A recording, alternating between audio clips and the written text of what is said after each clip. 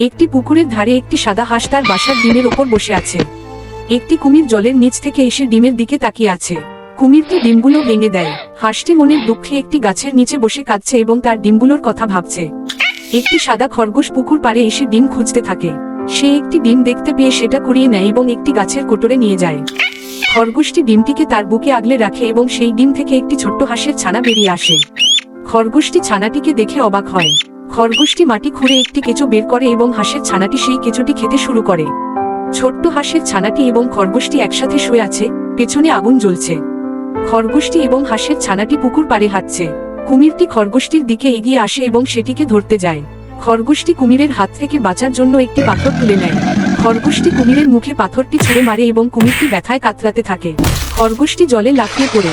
ছোট্ট হাঁসের ছানাটি ধীরে ধীরে একটি পূর্ণাঙ্গ সাদা হাঁসে পরিণত হয় এবং পুকুরে সাঁতার কাটতে শুরু করে। হাঁসটি খরগোশটিকে তার পিঠে বসিয়ে পুকুরে সাঁতার কাটে এবং কুমিরের কাছ থেকে পালিয়ে যায়। হাঁসটি এবং খরগোশটি পুকুরের পাড়ে বসে একে অপরের দিকে তাকিয়ে আছে। হাঁসের ছানাটি আনন্দে ডানা ঝাপটাচ্ছে এবং খরগোশটিকে জড়িয়ে ধরে।